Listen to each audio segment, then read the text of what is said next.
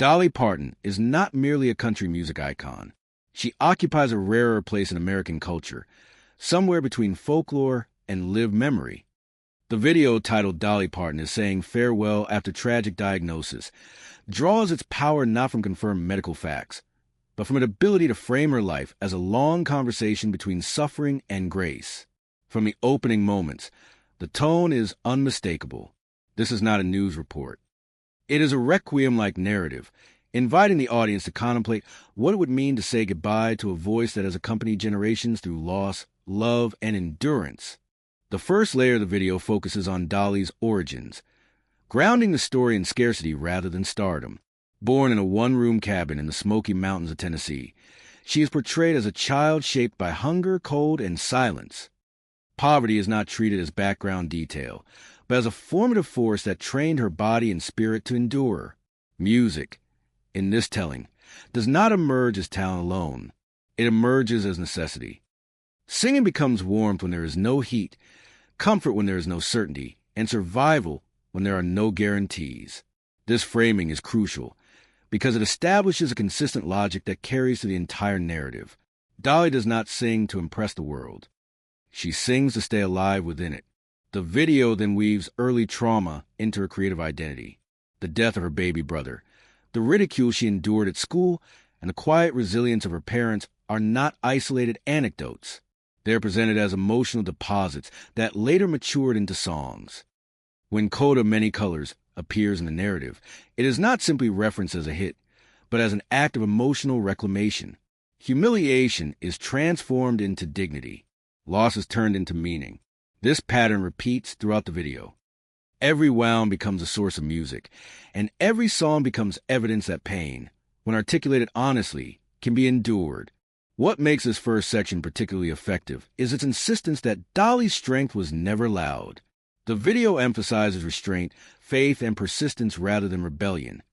Her mother's quiet spirituality, her father's wordless sacrifice, and the family's habit of enduring grief without spectacle form the moral architecture of her character. This explains why, later in life, Dolly's generosity and humility never appear performative. They are continuations of a value system learned long before fame arrived. By the end of this opening part, the viewer is not yet asked to fear Dolly's physical decline. Instead, the groundwork is laid for understanding why any hint of her fragility feels so profound. She represents more than a performer aging. She represents a lived proof that kindness can coexist with ambition, that faith can survive hardship, and that art can be born not from excess, but from absence. This is why the suggestion of farewell resonates so deeply. It is not just the possible loss of singer. It is the quiet anxiety of losing a moral presence that has long made suffering feel survivable. If the first phase of Dolly Parton's life was defined by survival through deprivation, the second phase was defined by survival through exposure. Fame did not arrive as a rescue. It arrived as a new terrain, harsher in its own way, demanding constant performance, obedience, and self-erasure. The video frames this transition not as a triumphant ascent, but as a tightening corridor in which creative freedom and personal identity were repeatedly tested. Her early years in Nashville reveal a crucial tension. The industry wanted her voice, but not her truth. Record labels attempted to smooth her sound, soften her edges, and reshape her into something more palatable, less mountain, less raw. In the video's telling, this period is marked by quiet alienation. Dolly sings well, succeeds modestly, but feels displaced inside her own body. She later described this as wearing someone else's skin, a phrase that captures the emotional cost of compliance without resistance. What emerges here is not rebellion, but endurance. She waits, writes, and observes, trusting that her voice will eventually demand its own space. That space begins to open through songwriting rather than performance. When her compositions find success in other voices, the power dynamic subtly shifts. The industry starts asking who she is, not how to reshape her. This moment is important because it establishes Dolly's pen as her true leverage. The video emphasizes that before she was a star, she was an author of emotional truth.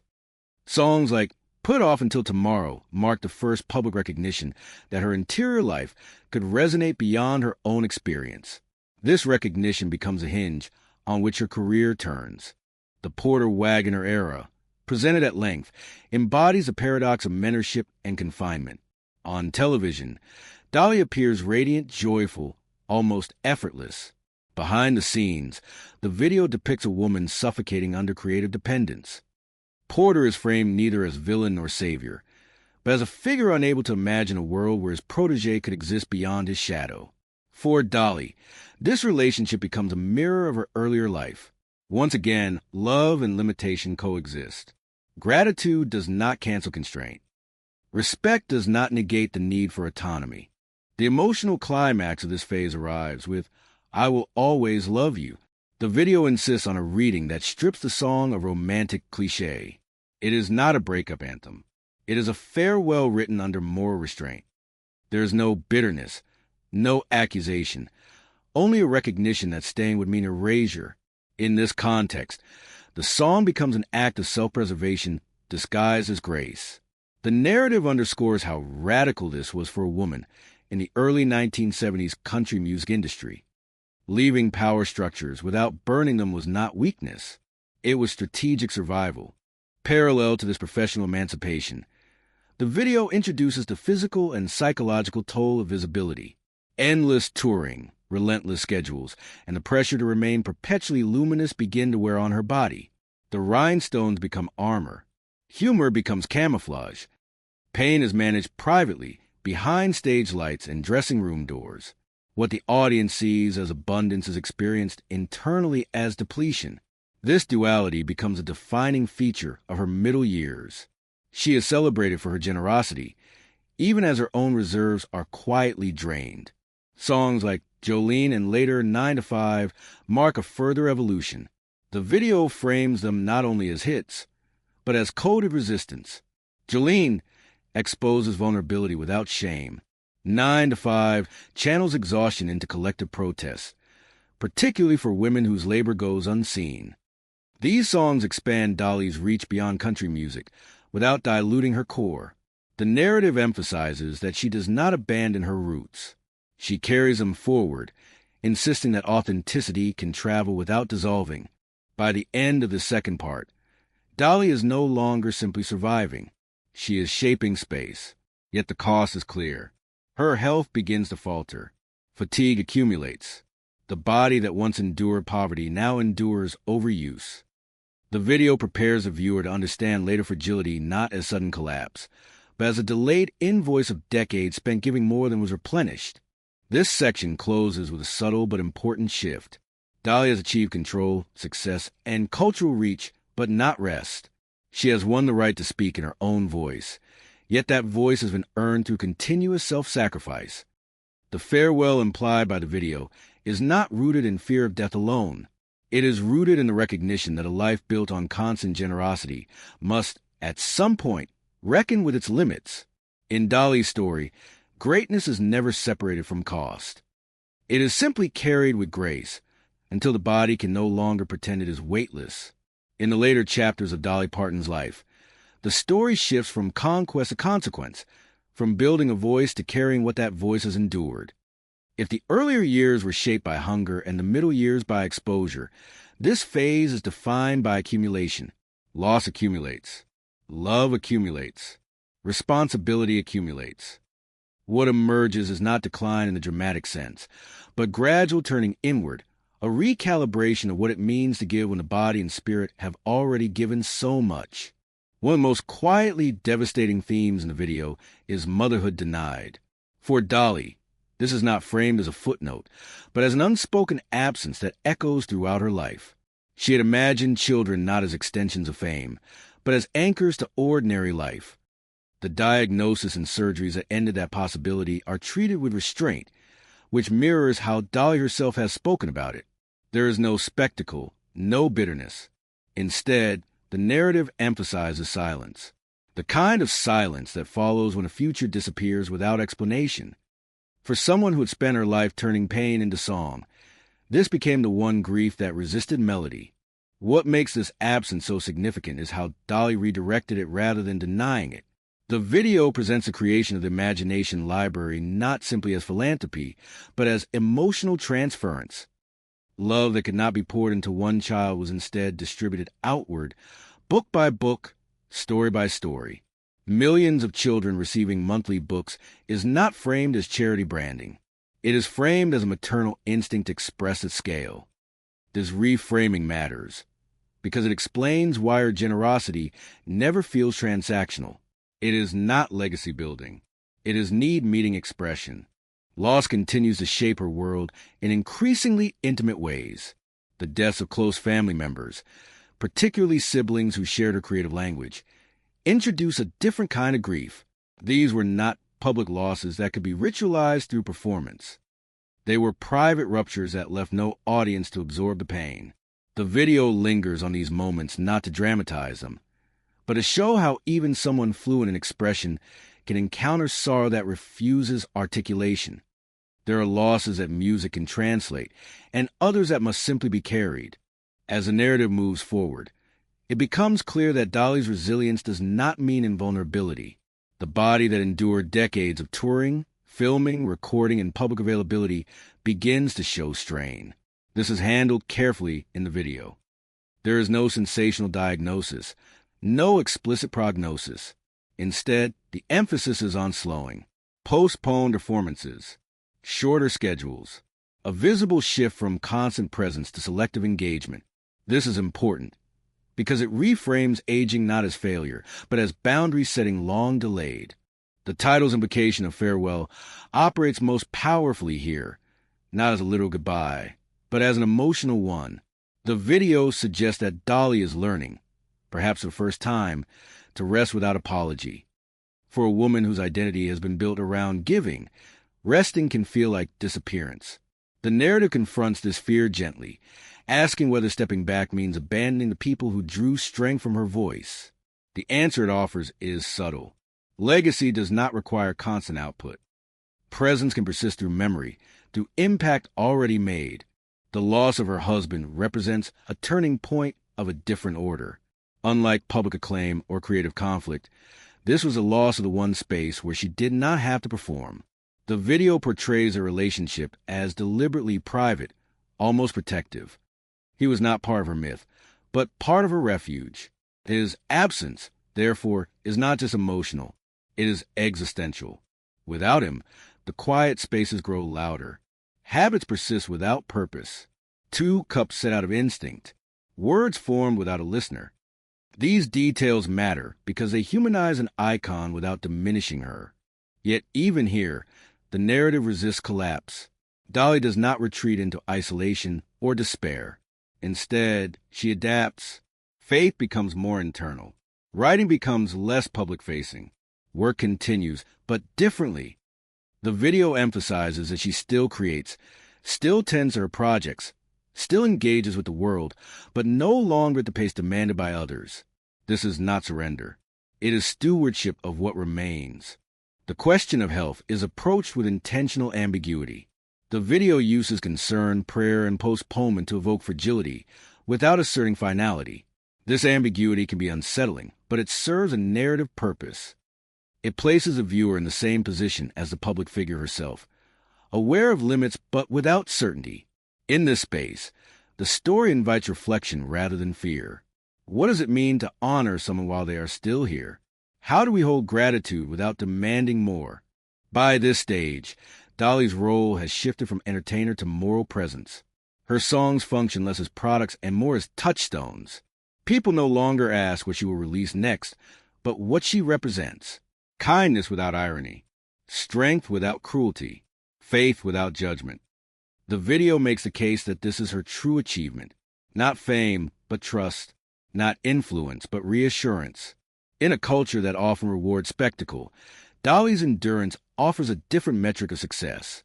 The implied farewell, then, is not about death. It is about transition. From doing to being. From output to meaning. From constant availability to chosen presence. The narrative suggests that even if her voice grows softer, its resonance does not fade. It changes key. It moves from performance into memory, from sound into standard. This is perhaps the most generous reading of aging the video offers. That slowing down is not loss, but completion. In the final movement of this narrative, Dolly Parton no longer appears as a woman striving to overcome circumstance, nor as a star fighting for autonomy, but as a figure standing inside her own aftermath. This is a stage where legacy becomes unavoidable, where the question is no longer what she will do next, but what remains once she no longer needs to do anything at all. The video's most consequential choice is to frame this moment not as a climax, but as a quiet decrescendo.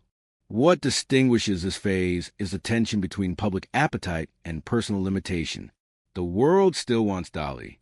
It wants her voice, her warmth, her reassurance. Yet the body that carried that voice for decades has its own timetable. The video implicitly asks whether love can exist without demand. Can admiration release its grip and allow rest? In this sense, the farewell is less about Dolly preparing to leave and more about the audience learning how to let her be.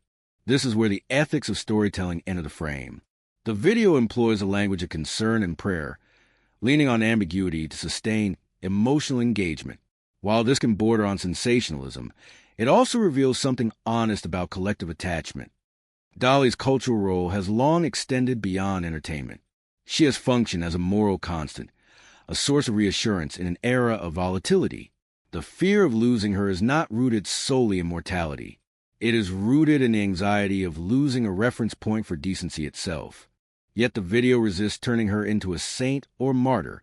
Instead, it emphasizes continuity. Even as performances are postponed and appearances become rarer, Dolly remains active in quieter ways. She writes, she mentors, she oversees projects designed not for acclaim, but for durability. Dollywood is not framed as a theme park, but as an economic ecosystem sustaining a region that once mirrored her own childhood scarcity. The Imagination Library is not presented as charity, but as infrastructure for imagination. These are not gestures of farewell. They are acts of permanence. One of the most revealing aspects of this phase is how Dolly redefines productivity. In a culture obsessed with output, she models a different metric: presence over performance, stewardship over expansion. The video underscores that she no longer measures success by charts or schedules, but by alignment. Is the work still kind? Is it still honest? Does it still serve something beyond ego? This recalibration is subtle, but radical. It suggests that the highest form of achievement may be knowing when enough has been done. The private dimension of her life becomes increasingly important here. Without her lifelong partner, the architecture of her days changes. The video dwells on routines rather than events. Morning rituals, empty spaces, the weight of silence. These moments are not dramatized for pity, but for recognition. They remind the viewer that even the most celebrated lives are structured by ordinary absences. In this ordinariness, Dolly becomes most relatable, not as an icon, but as a person learning to inhabit a world that no longer mirrors the one she built. Faith plays a quiet but persistent role in this transition, not as doctrine, but as posture. The video presents belief as a way of releasing control rather than asserting certainty. This is consistent with Dolly's lifelong spirituality, which has always emphasized compassion over judgment. In this final chapter, faith becomes a language for acceptance, not of endings, but of change. It allows her to face uncertainty without demanding explanation. The question of voice, literal and symbolic, runs throughout this section. Even as her singing voice softens, its authority does not diminish. If anything, restraint amplifies meaning. When she speaks now, people listen not for performance, but for orientation. Her humor, intact and unforced, becomes a form of wisdom. It disarms fear. It reframes vulnerability as something survivable. In this way, Dolly's influence shifts from auditory to ethical. She is no longer simply heard. She is consulted. The video's final implication is that legacy is not something declared at the end of a life. It is something accumulated through consistency. Dolly's story suggests that generosity repeated over time becomes character, and character repeated over time becomes trust. This trust is why the suggestion of farewell carries such emotional weight. It is not about losing access to celebrity. It is about losing proximity to a value system embodied in a human being. Crucially, The narrative avoids closure. There's no final bow, no definitive statement. Instead, there's openness, ongoing recovery, continued creation, adjusted pace. This openness matters because it resists the cultural impulse to finalize people while they're still living.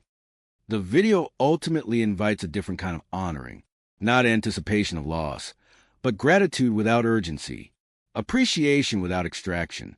In this light, the farewell becomes metaphorical. It is a farewell to an era in which Dolly had to constantly prove her worth through output, a farewell to the expectation that generosity must be endless to be meaningful. What replaces it is something quieter and more durable, a presence that does not depend on visibility, a voice that does not need amplification to be heard. By the time this story reaches its fifth movement, Dolly Parton is no longer best understood through chronology at all. The question is not where she is in her life, but where she now exists in the emotional architecture of the people who have grown up with her.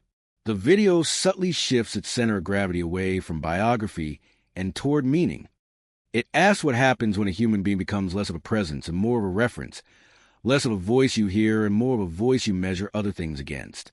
At this stage, Dolly's significance no longer depends on novelty or activity. She does not need to release new music, appear on television, or tour relentlessly to remain culturally alive. Her songs have crossed into a different category. They no longer belong solely to her. They belong to moments, to weddings and funerals, to departures and reconciliations, to private griefs carried in cars at night and quiet joys shared in kitchens. This is a threshold where art stops being consumed and starts being inhabited. The video emphasizes this transition by focusing less on what Dolly does and more on what her work does to others. Fans are not depicted as admirers of talent, but as people who were accompanied through something difficult. Her music becomes a witness rather than a spectacle. In this sense, the farewell framing takes on a different meaning. It is not about the artist leaving the stage. It is about the audience realizing that the relationship has already matured beyond dependence on her physical presence. This is where Dolly's uniqueness becomes most apparent. Many artists achieve fame. Fewer achieve trust. Trust is earned not through perfection, but through consistency. Over decades, Dolly's public persona has aligned unusually well with her private values. Kindness was not a phase. Generosity was not a brand pivot. Humor was not a mask for cruelty. Because of this alignment, her withdrawal from constant visibility does not feel like abandonment. It feels like a natural deepening of a bond that no longer requires maintenance. The video's lingering focus on prayer, reflection, and quietness reinforces this point. These elements are not introduced to provoke fear, but to signal a slowing of tempo. In a culture driven by urgency, slowness can feel like disappearance. But the narrative reframes it as discernment. Dolly is not vanishing. She is choosing where to place her remaining energy. This choice itself becomes instructive. It models a way of aging that resists both denial and despair. Another critical layer in this final section is the redefinition of strength. For much of her life, Dolly's strength was visible. It was in her productivity, her resilience, her ability to outwork exhaustion. Now, strength is presented as something quieter, the strength to stop, the strength to say no without explanation, the strength to trust that what has already been given is sufficient. This reframing challenges deeply ingrained cultural assumptions, particularly around women and worth. It suggests that value does not diminish when output slows. The video also gestures toward something larger than Dolly herself. It implicitly critiques a society that struggles to let its cultural figures age naturally. The anxiety surrounding her health and possible farewell reveals more about collective fear than individual reality. We are uncomfortable with impermanence, especially when it touches figures who have made us feel safe. Dolly's story becomes a mirror reflecting how rarely we allow gratitude to exist without anticipation of loss. Importantly, the narrative does not claim that Dolly is beyond pain or fear.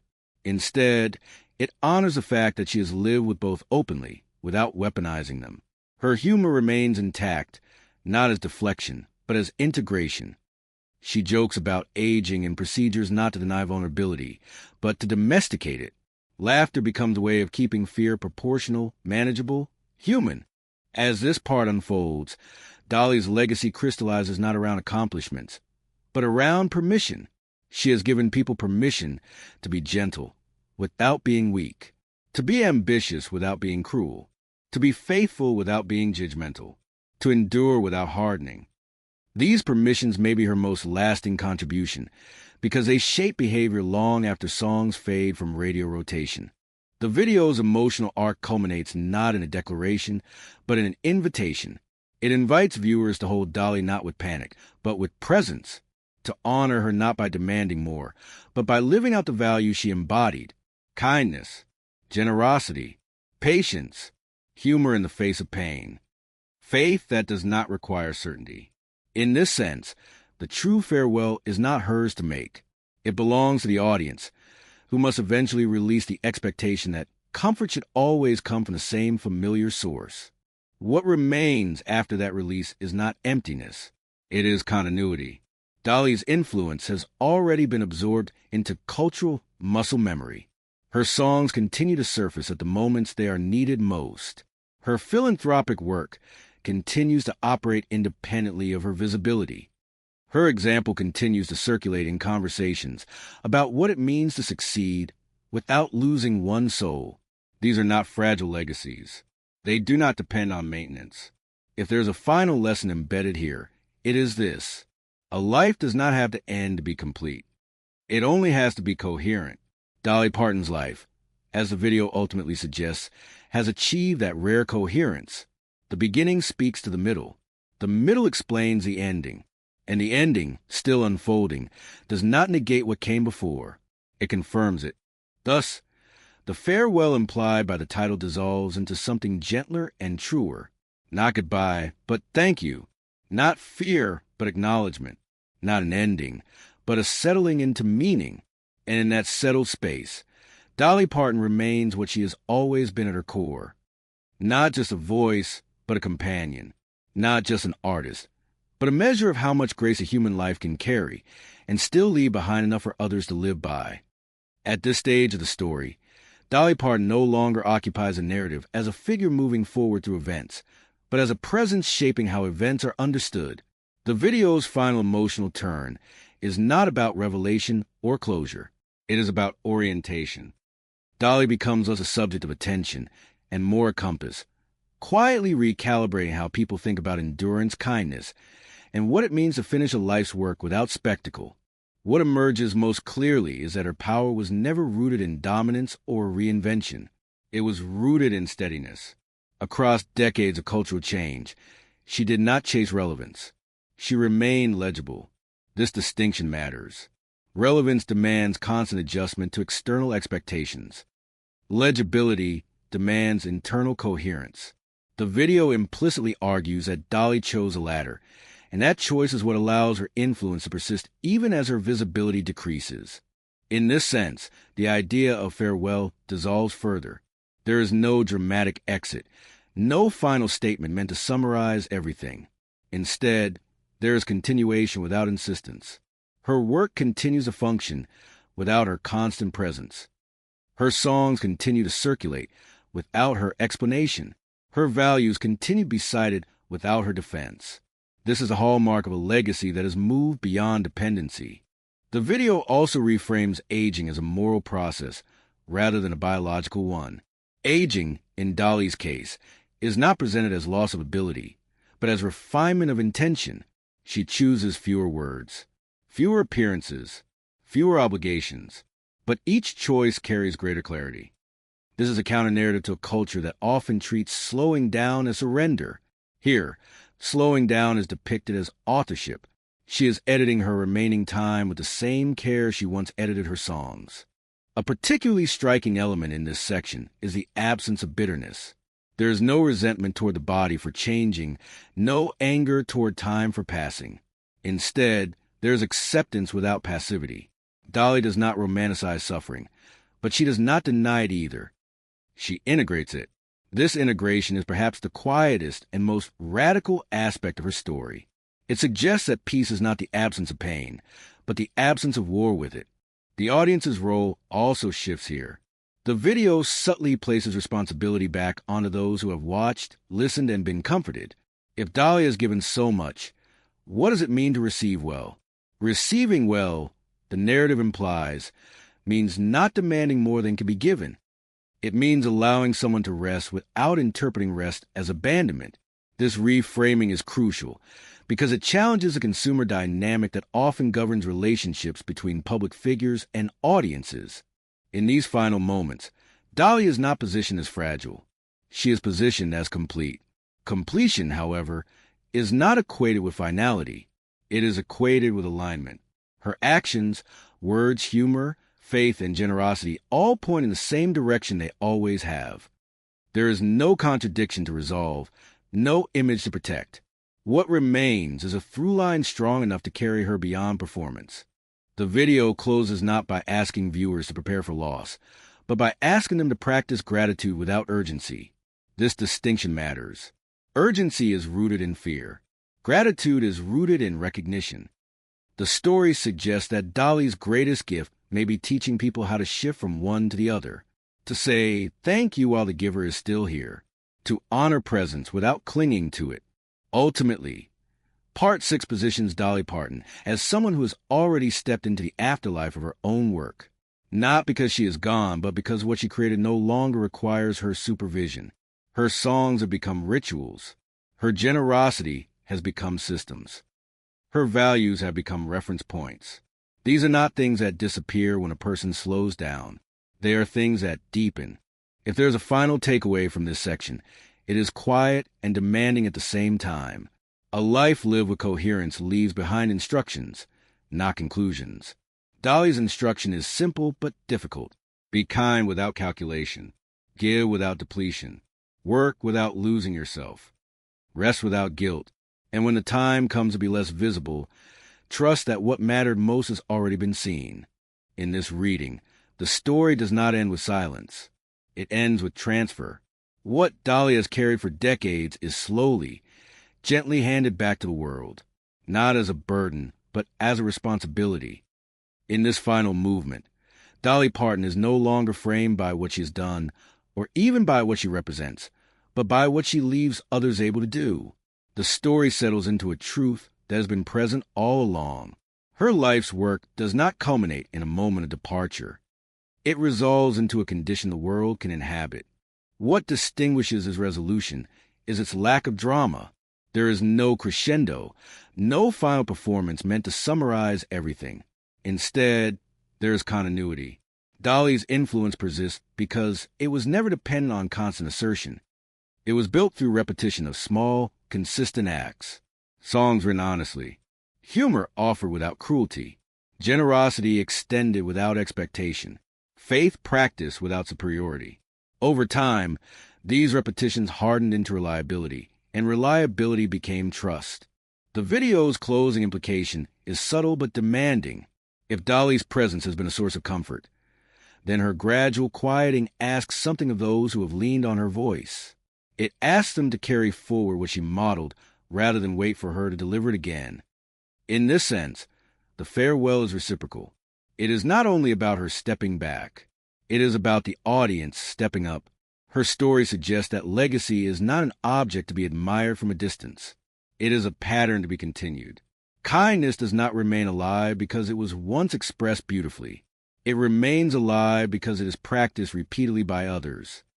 Dolly's songs may have opened emotional doors, but what sustains those openings is how people treat one another after the music fades. There is also an ethical clarity in how the narrative ends. It refuses to frame aging as tragedy or heroism. It presents it as transition. The slowing the body is not portrayed as betrayal, nor is endurance glorified beyond its cost. Instead, there is an insistence on proportion. A life that is given generously is permitted to receive rest. A voice that has spoken enough truth is allowed to soften without apology. In this final framing, Dolly Parton becomes something rare. Not a legend frozen in time, but a living standard. Her life offers a measurement against which noise can be tested, against which ambition can be weighed, against which success can be evaluated. The question she leaves behind is not how to be famous, but how to remain decent while being seen, and how to remain whole when no longer centered. The quiet power of this ending lies in its restraint. It does not ask the viewer to mourn. It asks the viewer to notice how much has already been received, to notice how deeply certain values have already taken root, to notice that some voices continue to guide even when they are no longer raised. If Dolly's music taught people how to survive heartbreak, her life teaches something more enduring. That survival, when paired with kindness, can mature into wisdom, and wisdom, when shared without force, can outlast presence itself. The story does not close with silence. It closes with responsibility. What remains now is not the need for another song, but the opportunity to live in a way that honors the ones already given.